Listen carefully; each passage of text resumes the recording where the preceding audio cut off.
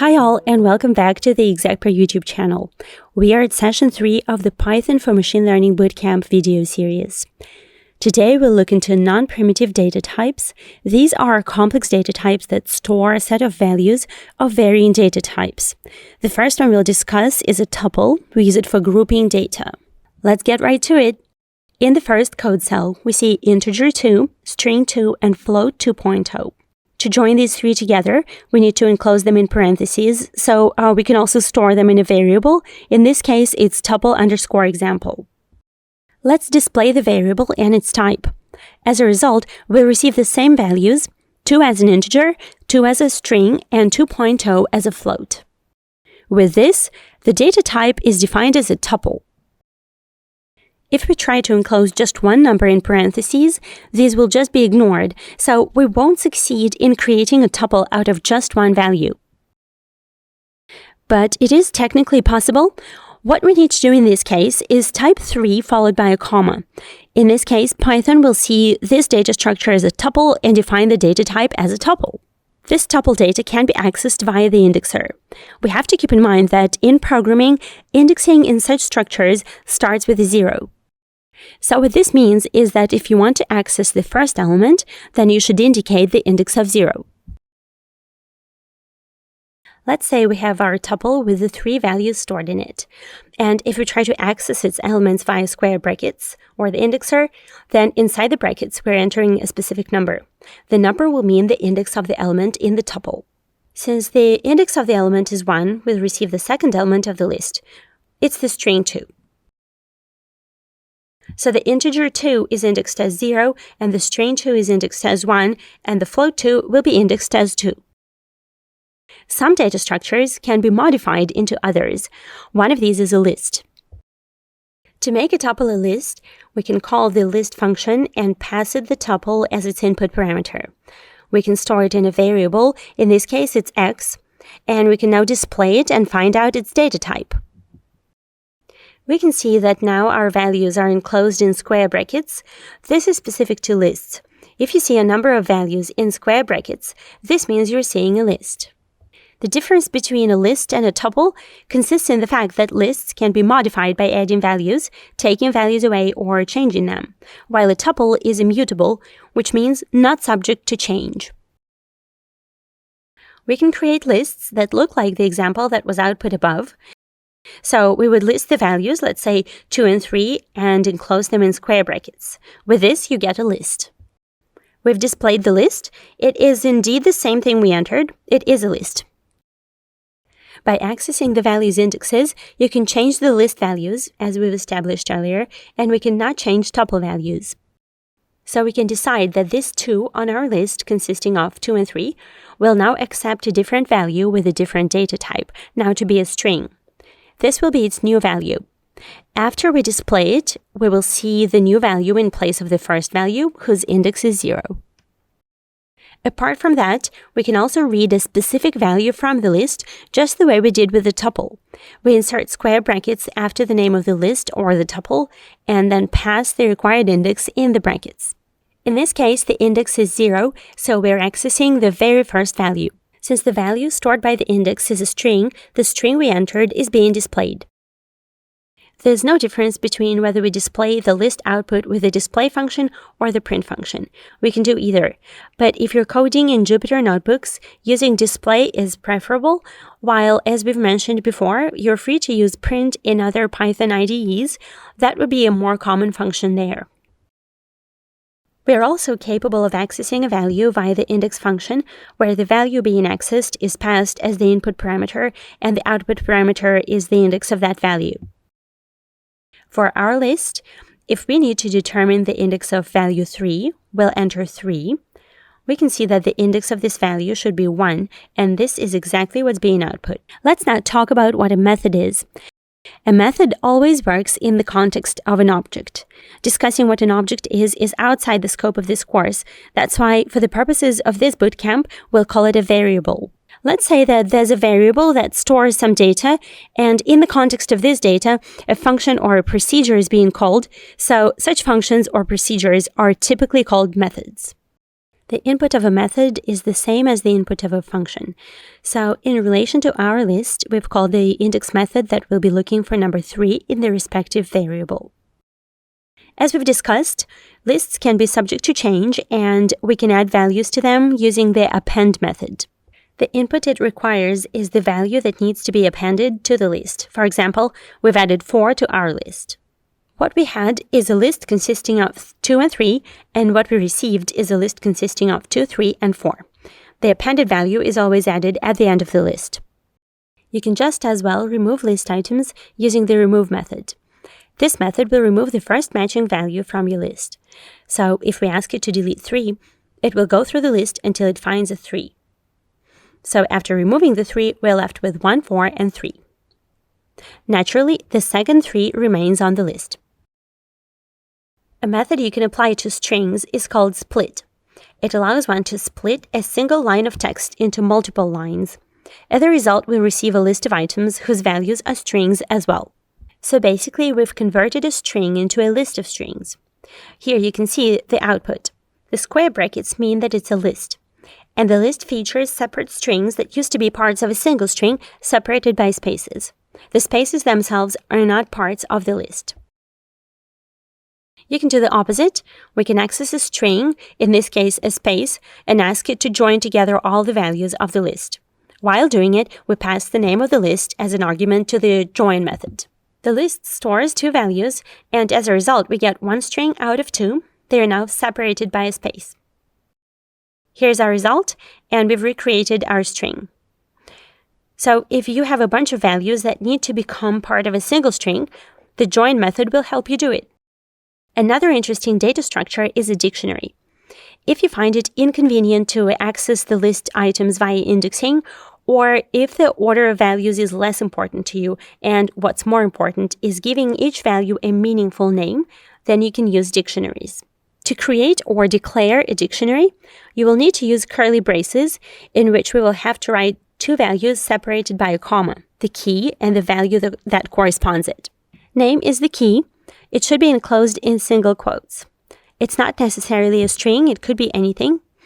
It's followed by a colon and then by the corresponding value. It can be of any type. Dictionary items are separated by commas and can make up quite large dictionaries. You can either create them manually or by using the methods we'll look into a bit further down the road. The output looks pretty much the same as the dictionary we created, so how do we work with it? Let's practice by creating a small contacts list where the key will be the phone number and the value will be the person the number belongs to. This means that our dictionary won't have any matching numbers since the phone number is the primary key. When we output the dictionary, we'll see that the variable stores what we intended. So this is just one of the examples of why we may need dictionaries. How can we add new values to a dictionary? Let's get back to the dictionary where we had a name and a last name. I suggest that we add a middle name. Now to add it to the dictionary, we need to use the same indexer, except instead of numbers, we will pass it a string. Universally, it doesn't have to be a string. It has to be any value that's used as a key. Since our keys so far have been strings, then that's what we're using for the middle name. So we're saying that now this dictionary will store this key for this value. Please mind that this key-value pair has been added at the beginning of the dictionary. Dictionaries are automatically sorted in the alphabetical order of the keys, so their new values are not added at the end, as was the case with lists. We can now remove the middle name from the dictionary by using the pop method. This is the output that doesn't contain it anymore. And if you try to access a non-existing key, then you'll get an error that you'll need to figure out how to fix. Let's now get back to our dictionary. There are more ways to access values other than the indexer. One of them is the get method. In this method, the first argument should be the key, and the second argument should be the value that will be returned in case there's no such key in the dictionary. So back when we were trying to access the middle name via a non-existent key, we raised an error. So the get method aims to avoid such a situation. So in this case, we have a name key and that will return John. But if we try to access this dictionary via the middle name key, which is not stored in this dictionary, we will receive the second argument of the get method without raising an exception. So if you would like to use some default values, you can use get. Please mind that we've received Peter, but the dictionary itself doesn't contain this value. It comes from the get method argument. Now, we'll draw a comparison between these data structures. Tuples are fast, but they are immutable. They are somewhat like a constant in the way that they are stored in the operative memory. Lists and dictionaries are relatively slow, much slower than tuples, but they can be dynamically changed. We can add and remove their values. They're also suitable for accumulating data and for performing data analysis. Tuples are more suitable for passing values as arguments, especially if the number of arguments is known from the start. When it comes to lists and tuples, we can use the in operator to check if there's a specific value on the list or in the tuple. So getting back to our initial tuple, we can check if there's a 2, that's an integer, in the tuple. We receive true, so the in operator is a Boolean operator returning a Boolean value, either true or false. Lists follow the same logic. If we have a list of 1, 4, and 3, and we're asking if the list has 2 in it, it will return false. Dictionaries are slightly different in this respect. We can't check both values and keys. We can only check for specific keys. So we can ask whether there's a name value that's a key in this dictionary. It does exist, so we're getting true. And John is a value and not a key, so false is returned. One more function we'll look into is not. It accepts a Boolean argument as input, and its objective is to invert the value of a Boolean. So if we're passing it true, the result is false. In addition, we remember that in returns either true or false and can be inverted. The name key is in the dictionary, so in will return true and not will return false. Not can also be used as an operator. If the name key is not found in the dictionary, then we'll receive true, and since it's found in the dictionary, we receive false. The statement is not true, so false is the correct answer.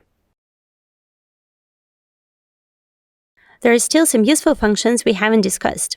For instance, we can count the number of elements in these data structures. We use the Len function for that. If we've declared a tuple of these values, then len will return 6, since we've declared 6 integer values. It works the same way for lists. If we've declared a list of 3 values, then we'll get 3 as output. For a dictionary, the function works as well, except it displays the number of key value pairs. In our case, it's 2. We can either perceive it as the number of key value pairs or just the keys. The numbers will correspond. Len is also applicable to a string. It returns the number of symbols. Strings do consist of symbols, but Python doesn't have a symbol data type. Even if you access a string via the indexer, you will get a string. Here's an example. If we are accessing John Galt via the index of 0, we receive a string enclosed in single quotes. What we can't do is add a value to a string via the indexer. If we do, we'll raise an error. This is because a string is more like a tuple in terms of immutability. It's more like a constant, and if you're modifying something in a string, you're creating a new string and are no longer working with the initial one. For example, when you're adding up 2 strings, you merge the initial string with a new string. We can also add up tuples. They will merge into a single tuple. The same will happen to lists. You can perform the same by using variables.